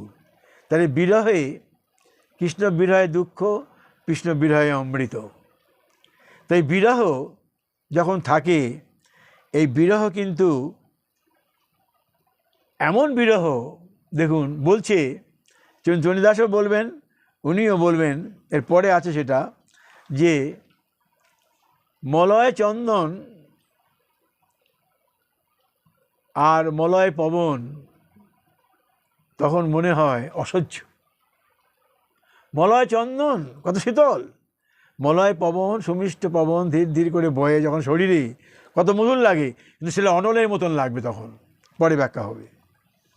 তো এখন উনি বললেন যে আমি এই বৃন্দাবন ছেড়ে আর কোথাও যাব না, উনি আমার উপাস্য, এবং আমি স্থানান্তর যাব না, বনান্তরও যাব না। অর্থাৎ এই যে পত্রাঙ্কুর সারি বনান্তর, তো বৃন্দাবন বনেই, তো এক বন থেকে অন্য বনে যান, যেখানে যান এই পত্রে পত্রে সুশোভিত বৃন্দাবন। তো গোবিন্দ যে রাধা এবং গোপীদের বক্ষে পত্রাঙ্কুর রচনা করছেন, এখানে আমি গোবিন্দকে ছেড়ে অন্য কোনো পত্রাঙ্কুর যেখানে পত্র সুশোভিত মানে বনান্তর, আমি যাব না। স্থানান্তরং বনান্তরং বা, আমি যাব না। আমার উপাস্য গোবিন্দ এখানে বক্ষে, গোপীদের পক্ষে পত্রাঙ্কুর রচনা করছেন, এখানেই আমি থাকব, অন্য কোথাও গোবিন্দকে আমি খুঁজে যাব না। গোবিন্দ আমার উপাস্য, এছাড়া আমি কিছু জানি না, করে দিলেন। তো মহাপ্রভু বৃন্দাবন যখন এসেছিলেন নবদ্বীপে, তখন মহাপ্রভু বলেছিলেন যে কাহা করো কাহা যাও, কাহা গেলে কৃষ্ণ পাও। পাগলের মতন মহাপ্রভু, কাহা করু কাহা যাও, কাহা গেলে কৃষ্ণ পাও। দিবানিশি তার হৃদয় এই ক্রন্দন মহাপ্রভুর। তাই দেখুন এই রাধামোহন বলছেন কাহামোর প্রাণ, রাধামোহন একটা বিরাট পণ্ডিত, বলছেন কাহামোর প্রাণনাথ মুরলী বদন, কাহামোর গুণনিধি ও চাঁদ বদন, কাহামোর প্রাণবধূ নবঘন শ্যাম, কাহামোর প্রাণেশ্বর শতকোটি রাম। এই রাগ ভজন কারোর সঙ্গে কারো দেখা হয়নি, কিন্তু এক একজন করে গেছেন। আমরা গ্রন্থগুলো ঘাটছি, দেখছি যে কীরকম মিল এক একজনের সঙ্গে এক একজনের। একই ধারায় তারা ভজন করেছেন। এই প্রাকৃত দেহে অপ্রাকৃত বস্তুকে আস্বাদন করতে গেলে কত কষ্ট, কত কত নয়ন বাড়ি বিসর্জন, কত উৎকণ্ঠা, কত উদ্বেলিত প্রাণ, এটা আমাদের আস্বাদন করতে হবে। তো এখানে 22 নম্বর শ্লোক পর্যন্ত যে গেলেন, গিয়ে এই 23 নম্বর শ্লোকে থেকে উনি ধরলেন 55 নম্বর শ্লোক পর্যন্ত যে যাবেন। এখন 33টি শ্লোকে কৃষ্ণ বিরোহিণী গোপীদের রাস থেকে অন্তর্হিত হওয়ার হেতু প্রলাপ ফুর্তি। এতক্ষণ যে 18টি শ্লোক 4 থেকে 22 উৎকণ্ঠা, এবার 23 থেকে 55 নম্বর শ্লোক পর্যন্ত আমি যাব। এখানে দেখব কি দেখব, কৃষ্ণ বিরোহিণী গোপীদের রাসস্থলী থেকে অন্তর্হিত হয়ে গেল, তাদের যে উৎকণ্ঠা হেতু লীলাসুখের প্রলাপ ফুর্তি দর্শন প্রার্থনা। এবং এই 55 নম্বর শ্লোকের পরের থেকে 60 শ্লোকের পর্যন্ত তখন উনি একটি ভ্রম সাক্ষাৎকার পাবেন। লীলাসুখ ভ্রম, পূর্ণ সাক্ষাৎকার নয়, একটা আবছা সাক্ষাৎকার পাবেন, সেটা পরে, আমাদের এখন অনেক দূর। এখানে 23 নম্বর শ্লোকে বললেন সাধ্যং সমৃদ্ধই রমিতাও মানই, রাতায় মানই মুরলী নিনাদৈহ, মুদ্ধাভিষিক্তং মধুরাকৃতিনং বালং কদা নাম বিলোকয়িষ্যে। অনন্ত মাধুরীময়ী ব্রজবালাদের মাথার মণি এই ভুবনমোহন নবকিশোর মুরলীধর শ্যামসুন্দরকে কবে দেখতে পাবো, যার বাঁশির রবে অমৃত ঝরে, যে অমৃত নিনাদ তাল লয় মূর্ছনাদি সম্পুষ্ট হয়ে বিশাল বিশ্ব ব্রহ্মাণ্ডকে ভেদ করে দিয়ে লক্ষ্মীকে পর্যন্ত উনি আকৃষ্ট করেন। আমি সেই শ্যামসুন্দরকে, এই বংশীর ধ্বনি করছেন, সেই শ্যামসুন্দরকে কবে দর্শন করব। বললেন সাধ্যং সমৃদ্ধই রমিতায় মানই, যার মুরলী নিনাদ অমৃতি বর্ষণ করে, অমৃত, যার সমৃদ্ধশালী রাগ অনুরাগের দ্বারা সর্বত্র প্রসারণশীল, যিনি মধুরাকৃতির মধ্যে সর্বশ্রেষ্ঠ, সেই কিশোরকে আমরা কবে দর্শন করব।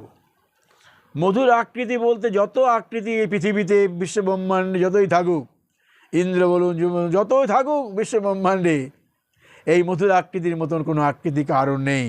হ্যাঁ, এবং যার মুরলী নিনাদ অমৃত বর্ষণ করে, হ্যাঁ, এবং রাগ রাগিনীর দ্বারা যিনি এই মধুর মুরলী রাগ রাগিনীর দিয়ে সমস্তকে যিনি মোহিত করেন, এমন কিশোরকে কবে আমি দেখতে পাবো। সাধ্যং সমৃদ্ধই রমিতায় মানই, রাতায় মানই মুরলী নিনাদৈহ, মুদ্ধাভিষিক্তং মথুরাকৃতিনং বালং কদা নাম বিলোকয়িষ্যে। এখানে কৃষ্ণদাস কবিরাজ গোস্বামী এর টিকা করছেন। উনি রূপগোস্বামী পাদের উজ্জ্বল নীলমণি গ্রন্থখানা অনুসরণ করে এই টিকাগুলো করে যাচ্ছেন। এর রস কী, এমন এখানে বলছেন উনি যে রাসে যখন গোপীরা সৌভাগ্য মদে মত্ত হয়ে গেল, অর্থাৎ আনন্দে, সৌভাগ্যের আনন্দে মত্ত, গোবিন্দ তাদের আরাধ্য গোবিন্দ যে পরম বস্তু, ওনারা তখন শশুকে এমন হলো যে আমাদের গোবিন্দ এত প্রিয়, গোবিন্দ আমাদের এত সৌভাগ্য মদে মত্ত হলো। এখানে কিন্তু গোবিন্দ সেটাকে ক্ষমা করবে না। কোনো রকম বাসনা, গোবিন্দ শশুক বাসনাকে গ্রহণ করেন না। শশুক বাসনা থাকলে কোনো কাজ হবে না। সঙ্গে সঙ্গে গোপীদের পরিত্যাগ করে দিলেন। যে শশুক বাসনা, সৌভাগ্য মদে মত্ত গোপীদের ত্যাগ করে দিলেন। ত্যাগ করে নিয়ে রাধাকে নিয়ে রাসের বাইরে চলে গেলেন। রাধা মনে ভাবলেন, দেখুন রাধাটা কত প্রিয়, রাধা বিনা উনি থাকতে পারেন না, কত প্রিয় রাধা।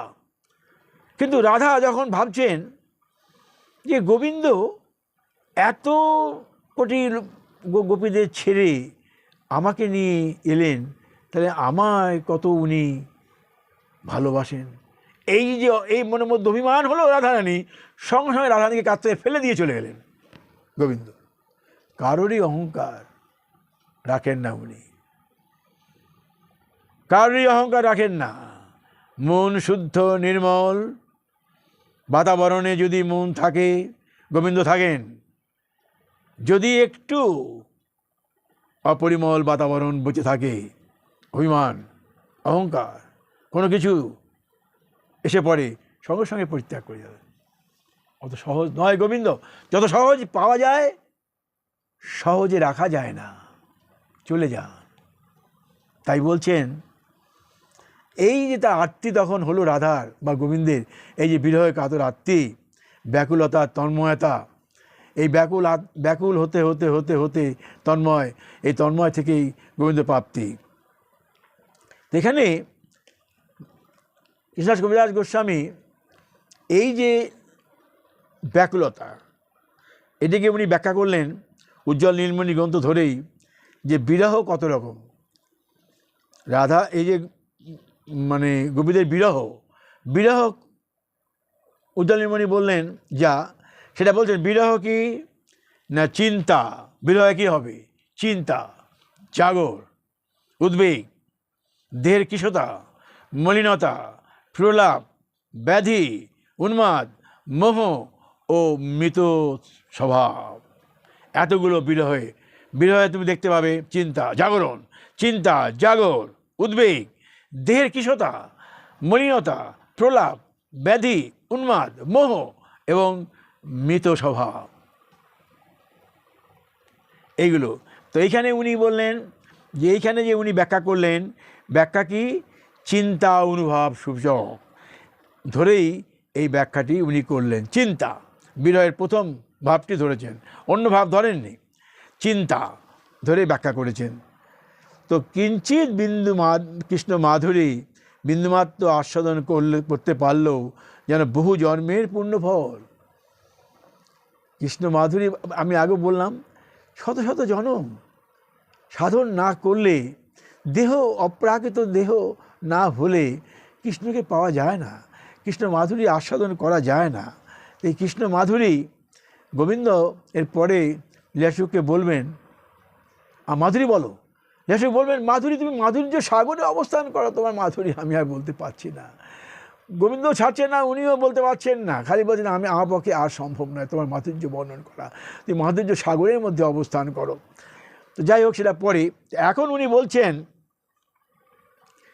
ভক্তি অসম্ভূত সিন্ধুতে বলছেন কি, সর্বভূত চমৎকার লীলা কল্লোল বারিধি, অতুল্য মধুর প্রেমমণ্ডিত প্রিয়মণ্ডল, ত্রিজগন মানসা কৃষ্ট মুরলী কলকুজিত, অসম্বন্ধ রূপ বিস্মামিত চরাচর, লীলা প্রেমা প্রিয়াধিকং মাধুর্যং বেণুরূপয়, ইত্য সাধারণং প্রোক্তং গোবিন্দস্য চতুষ্টয়ম। লীলা প্রেমা প্রিয়াধিকং মাধুর্যং বেণুরূপয়, ইত্য সাধারণ প্রোক্তং গোবিন্দস্য চতুষ্টয়ম। গোবিন্দের লীলা মাধুরী, বেণু মাধুরী, প্রেম মাধুরী, রূপ মাধুরী, এই চারটে মাধুরী এখানে। তাই উনি বললেন যে ভক্তিরামানন্দ সিন্ধুতে, যে তৈলক্য সৌভাগ্য ভুবনানন্দ সৌন্দর্য সর্বচিন্তাকর্ষী মদনমোহন ভুবন মঙ্গল বংশীনাথ, এই তার সর্বত্রই পরিকৃত হয়েছে। এই ভক্তিরামানন্দ সিন্ধুতে রূপ গোস্বামী তার মনের ভাবটি প্রকাশ করলেন।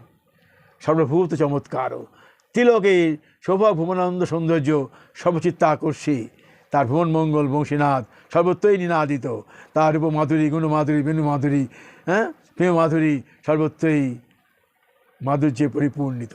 তাই উনি নিজের গ্রন্থে বললেন, সর্বাভূত চমৎকার লীলা কল্লোল বাড়ি দেহি, অকুল্য মধুর প্রেমমণ্ডিত প্রিয়মণ্ডল, ত্রিভক্তি জগন মানসা কৃষ্ণমুরলী কলকুজিত, অসম্বন্ধ রূপ বিস্মামিত চরাচর, লীলা প্রেমা প্রিয়াধিকং মাধুর্যং বেণুরূপয়, ইত্যসাধারণং প্রোক্তং গোবিন্দস্য চতুষ্টয়ম। ভাগবতে দশম স্কন্ধে 29 অধ্যায়ে 39 এবং 40 নম্বর শ্লোকেও এর ব্যাখ্যা করেছেন। ভাগবত মাধুর্য ব্যাখ্যা করেছে। কি ব্যাখ্যা করেছে? বিক্ষালকাবৃত মুখং তব কুণ্ডলশ্রী গণ্ডস্থলাধর সুধং হসিতাব অবলোকম, দত্তাভয়ং চ ভুজদণ্ডযুগং বিলোক্য, বক্ষ শ্রিয়করৈ মনং চ ভবামুদাস্য। কি বললেন? কুটিল কুটিল কেশদামে পরিবৃত তোমার এই মুখ, বিক্ষালকার মুখং বিক্ষালকারবৃত মুখং তব কুণ্ডলশ্রী। কুটিল কেশদামে পরিবৃত তোমার এই মুখ, কানের কুণ্ডলের দীপ্তিতে শোভমান কমনীয় কপোল, সুধাময় অধরোষ্ঠ এবং বাল্মীক নয়নে বঙ্কিম নয়নে সহস্র দৃষ্টি। বঙ্কিম নয়নে সহস্র দৃষ্টি। আর লক্ষ্মীর নিত্য বিলাসভূমি তোমার এই বিস্তৃত বক্ষপট, বক্ষ শ্রিয়ই কর মনং চ ভবামি দাস্যং। আর বিক্ষালকারবৃত মুখং তব কুণ্ডলশ্রী, তোমার কুণ্ডলের দীপ্তিতে শোভমান কমনীয় কপল, কুণ্ডলশ্রী তব কপল, তোমার বিক্ষালঙ্কর মুখং তব কুণ্ডলশ্রী গণ্ডস্থলাধরং সুধং হসিতাবলোকং। গণ্ডস্থলাধর মুখং অর্থাৎ কানের কুণ্ডলের দীপ্তিতে শোভমান কমনীয় কপাল, সুধময় উদরষ্ঠ এবং বঙ্কিম নয়নে সহস্র দৃষ্টি, শরণাপন্নকে অবদানকারী বাহুযুগল, দত্তাভয়ং চ ভুজদয়ং, দত্তাভয়ং ভুজদণ্ড যুগং বিলোক্য, অর্থাৎ বরাভয় প্রদানকারী তোমার যে হস্তযুগল, বাহুযুগল, অবদানকারী বাহুযুগল। আর লক্ষ্মীর নিত্য বিলাসভূমি তোমার যে বক্ষ, বক্ষ শ্রী ওই কর মনং চ ভবামদাস্য, তোমার যে বক্ষে লক্ষ্মী বিলাস করছে। এই যে তোমার চিরকালের মতন আমরা তোমার দাসী হয়ে গেলাম। তোমার এই যে রূপ, এই যে ভক্তি ধর্মন্ত সিন্ধুতে বললেন রূপ গোস্বামী, ভাগবত বললেন তোমার কি রূপ না, বিক্ষালকার মুখং তব কুণ্ডলশ্রী গণ্ডশলাধর সুধং হরিদাব অবলোকং, দত্তাভয়ং চ ভুজদণ্ড যুগং বিলোক্য, বক্ষ শ্রিয়ই কর মনং ভবামি দাস্য। হে ভাগবতে আবার বললেন, কাশ্রঙ্গতি কল্পদায়ত মুচ্ছিতেন সন্মোহিতাহ হর্ষচরিতান্ন চলেত ত্রিলোকাম, কাস্তঙ্গতে কল্পদায়ত মুচ্ছিতেন। বাসিতে তোমার কোন অলৌকিক সুরের মূর্ছনা, কাস্তঙ্গতে কল্পদায়ত মুচ্ছিত, বাসিতে তোমার কোন অলৌকিক সুরের মূর্ছনা শ্রবণ পথে মুনিদের মানস করে তোলে চঞ্চল। সন্মোহিতাহ হর্ষচরিতান্ন চলেত তিলোকাম, এই মুনিদের, তিলকের সমস্ত মুনিদের কী করছে? চঞ্চল করে দিচ্ছে। কাস্তঙ্গতে কল্পদায়ত মুচ্ছিতেন সন্মিতাহ হর্ষচরিতান্ন চলেত তিলোকাম, বাসিতে তোমার কোন অলৌকিক সুরের মূর্ছনা শ্রবণ পথে মুনির মানস করে তোলে চঞ্চল। আর কি বলে? তৈলক্য শুভগমিদং চ নিরীক্ষ রূপম যদ্গদ্দিযদ্রুম মৃগাহা পুলকান্ন বিভ্রম। আর কি করে না, সেই বিশ্বমোহন গীতধারামৃতের আকর্ষণে ভুবনমোহন রূপের একটি কণা ক্ষয়িত হয়ে ত্রিভুবনে সমস্ত মাধুর্যের সৃষ্টি করেছে। তৈলক্য শুভগমিদং চ নিরীক্ষ রূপম, তোমার এই রূপের একটি কণা সমস্ত তিলককে সৌভাগ্য সুন্দর করেছে। যদ্গদ্দিজ দ্রুম মৃগাহা পুলকানবিবম। এই পশু পক্ষী পাখি ধনু বৎস সকলেই কী করছেন? অভিভূত হয়ে যাচ্ছেন, প্রত্যক্ষ করছেন। তো এইখানে এই দুটো শ্লোক ভাগবতে বললেন। আর দশম স্কন্ধে ১বিংশ অধ্যায়ে গোপীগণ বললেন, সমস্ত গোপীদেরই গীত ওখানে বললেন, অক্ষণ্ণতাং ফলমিদং ন পরং বিদামহ সক্ষং পশুনরনু বেনু তব ভয়স্বই ভক্তং বজেশ সুত অরবেণু জুষ্টং জৈবা নিপীত অনুরক্ত কটাক্ষ মক্ষম। সখীরা বলছেন, অক্ষণ্ণতাং ফলমিদং ন পরং বিদামহ সক্ষ পশুন অনুবেশয় তো বয়স্যই। বলছেন গোবিন্দ যখন ফলমিদং ন পরং বিদামহ সক্ষ পশুন অনুবিবেশয় তো বয়স্যই, বয়স্যগণকে নিয়ে যখন গোবিন্দ গোচারণে যাচ্ছেন বা গোচারণ থেকে ফিরছেন, হ্যাঁ, ভক্তং বোজেশ সুত ওর বেণুজুষ্টং, এই গোবিন্দের যে মুখে মোহন বেণু ধারণ করে গোবিন্দ আসছেন, জৈবা নিপীত অনুরক্ত কটাক্ষ মুখ্যম। এবং আমাদের এই যে গোবিন্দ ফিরছেন, মা যশোদা ভাবছেন কখন মা আমার গোপাল আসবে, আর গোপাল যাচ্ছেন বাড়িতে, মনটি পড়ে আছে গোপীদের বদনে দিকে লক্ষ্য করছেন। তার এই যে বদনের অনুভব, গোবিন্দের এই যে অনুরাগিত বদনখানি, কষ্টাকৃত পদযুগল, এই কঙ্কনাকীর্ণ পথ, বেণু নিয়ে ওই গোচারণ করে আসছেন, মুখে বেণুটি ধরেছেন, আর মনটি পড়ে আছে গোপীদের দিকে। এই যে অনুরাগময়ী বদন, এই বদনটি, হ্যাঁ, অক্ষতাং ফলমিদং ন পরং বিদামহ সক্ষ পশুন অনুবেণু বয়স্যই ভক্তং বজেশ সুত অরুবেণু জুষ্টং জৈবা নিপীত অনুরক্ত কটাক্ষ মুখ্য।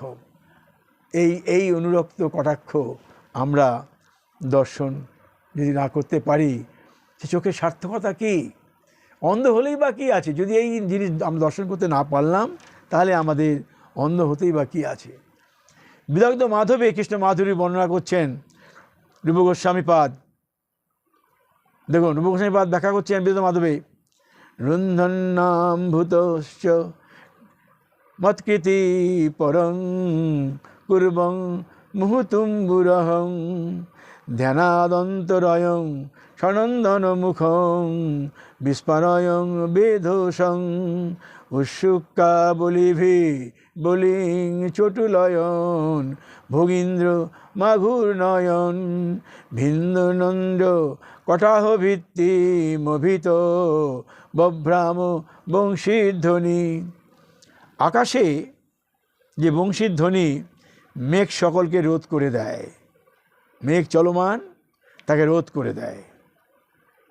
স্বর্গ গায়ক তম্বুরু, গন্ধর্ব তম্বুরু, স্বর্গ গায়ক তম্বুরু আশ্চর্যান্বিত হয়ে যায়। সনন্দন প্রভৃতি ঋষিগণ সবসময় ধ্যানে মগ্ন, তারা ধ্যানচ্যুত হয়ে যায়। বিধাতা, স্বয়ং বিধাতা পর্যন্ত বিস্মিত হয়ে যায়। আর কি হয়? উৎসক্কা সমূহে বলিরাজ কি উৎসক্কা বলিভি বলি চটুলয়ন। বলি পাতালে বলি, দেখুন স্বর্গের কথা বলল, সবাই মোহিত। পাতালে বলি কী করছে না, বলিভি উৎসকে বলিরাজকে চঞ্চল করে দিচ্ছে। বলি পাতাল। আবার কি বলছেন? ভোগীন্দ্র, হ্যাঁ, চটুলয় ভোগীন্দ্র মা ঘূর্ণয়ন। ভোগীন্দ্র কে? অনন্তদেব। কোথায়? কারণ সমুদ্রে অনন্তদেব শুয়ে আছেন, হ্যাঁ, তার মাথা ঘূর্ণয়ন হয়ে যাচ্ছে, তার মাথা ঘুরে যাচ্ছে। আর ব্রহ্মাণ্ড, অনন্ত কোটি ব্রহ্মাণ্ড বলছেন ভিন্দনন্দ কটাহ ভিত্তি মাভিব, অনন্ত কোটি ব্রহ্মাণ্ড ভেদ করে বভ্রাম বংশীর ধ্বনি, সেই বংশীর ধ্বনি ভেদ করে চলে যাচ্ছে। দেখুন, এটা বেণু মাধুরী। এটা বৃহৎ মাধবী রূপ গোস্বামী এটা বেণু মাধুরী বর্ণনা করলেন। মাধুরী তো বহু রকম আছে, এটা বেণু মাধুরী। রুন্নন্দ ভৃত কৃত্রিম, মানে এটা বেণু মাধুরী বর্ণনা করলেন। আর তারপরে আবার গোবিন্দ দাসের দেখুন সবাই কীভাবে মাধুরী বর্ণনা করছেন। চিকন কালা গলায় মালা, বাজান নুপুর পায়, চূড়ার ফুলে ভ্রমর বুলে, তেরস নয়ন চায়, কালিন্দির কুলে কি পেখুনু সই, ছলিয়া নাগর কান, ঘরকে যাইতে নারেণু সই, আকুল করিল প্রাণ, চাঁদ ঝলমলি ময়ূর পাখা, চূড়ায় উড়ায় যায়, ঈষৎ হাসিয়া ময়ূর বাসি, মধুর মধুর বায়, রসের ভরে অঙ্গনা ধরে, কেলি কদম্বের খেলা, কুলবতী সতী যুবতী জনার পরাণ লইয়া খেলা, শোভনে চঞ্চল মকর কুণ্ডল, পিন্থল পিরল বাস, বাতা উৎপল চরণ যুগল, নিছলি গোবিন্দ দাস। কি সুন্দর বললেন গোবিন্দ দাস। কুলবতী সতী যুবতী জনার পরাণ লইয়া খেলা, শোভনে চঞ্চল মকর কুণ্ডল, পিছল পিরল বাস, রাতা উৎপল চরণ যুগল, নিছলি গোবিন্দ দাস। সকলেই মাধুরী বর্ণনা করছেন, রূপমাধুরী। এখানে রূপমাধুরী বর্ণনা করলেন। লোচন দাস দেখুন, লোচন দাস কীভাবে রূপমাধুরী বর্ণনা করেছেন। যুবতী মনোহর ও না বেশ গো, অবনী মণ্ডলে সখী চাঁদের উদয় যেন, সুধাময় রূপের বিশস গো, চূড়ার উপরে শোভে নানা ফুল দাম গো, তাহাই উড়ে মানুষের পাখা, এই ময়ূরের পাখা, চূড়ার উপরে শোভে নানা ফুল দাম গো, তাহাই উড়ে ময়ূরের পাখা, যেন চাঁদের উপরে চাঁদ উদয় করিল গো, ললাটে চন্দন বিন্দু রেখা, সকলে দোলায় কানে মকর কুণ্ডল গো, কুলবতীর কুল মজাইতে উহার নয়ন কুসুম পর, মরমে পশিল গো, ধৈর্য ধরিতে নাহি চিতে, এমন সুন্দর রূপ কোথা হতে এলো গো, মনোভাব ভুলিল দেখিয়া লোচন মজিল সই, অরূপ সাগরে গো, কিবা সে নাগর বিনোদিয়া। এটা রূপমাধুরী বর্ণনা করলেন লোচন দাস। তো বঙ্গীয় কবিরা দেখুন বেণু মাধুরী বর্ণনা করছেন। মুরলীর আলাপনে পবন বহিয়া শুনে, যমুনা বহে উজান, যে যমুনা এদিকে বইছে উজানে বইতে আরম্ভ করলো। মুরলীর আলাপনে পবন বহিয়া শোনে, যমুনা বহে উজান, না চলে রবির রথ, বাজে নাহি পায়ে পথ, দুর্বয়ে দারুণ পাষাণ। রবি চলতে পারছে না, রবি দাঁড়িয়ে গেলেন। রমণী রমণ বড়, গতি অতি মধুহর, মনোহরে মনোহর বিষ, মৃগমদ চন্দন তনু ঘন লেপন, পরিমলে ভোলা এলো দেশ, শুনিয়া মুরলী ধ্বনি ধ্যান ছাড়ে যত মণি, জপ তপ কিছুই না ভাই, তিন মুখে ধেনু যত, ঊর্ধ্ব মুখে রহত, বাছুরে দুগ্ধ নাহি দেয়। ধেনুরা তিনু খাচ্ছে, মুখ বন্ধ করে আছে, বাছুর দুধ খাচ্ছে না, দাঁড়িয়ে আছে, যমুনা উজানে বইছে, সনন্দন ঋষিরা স্তম্ভিত চুপ করে আছে। এই হলো বংশী বেণু আদত হরির বেণু মাধুরী কথা বললেন। তো আবার বলছেন রূপমাধুরী, ময়ূর পাখা চূড়া, ময়ূর পাখার চূড়া, মালতীর মালা বেড়া, ভুবন মোহন তার বেশ, নানা বন্ধন তনুঘন লেপন, সৌরভে ভরল সব দেশ, ভোজবাজ জীবন অনন্ত জীবন ধন, নাম তার সুন্দর কানাই, তাহার আখির ঠারে এ দেশ তাহারে ভরে, ঘরের বাহির হইতে নাই। রূপমাধুরী কন্যা বলছেন তাহার আখির ঠারে এ দেশ ভরে, সমস্ত দেশবাসী তার আখিতে মগ্ন হয়ে যায়, ঘরের বাহির হইতে নাই, ঘরের কেউ বাহির হইও না, কারণ সবাই বশ হয়ে যাবে। এরকমভাবে রূপমাধুরী বর্ণনা করলেন।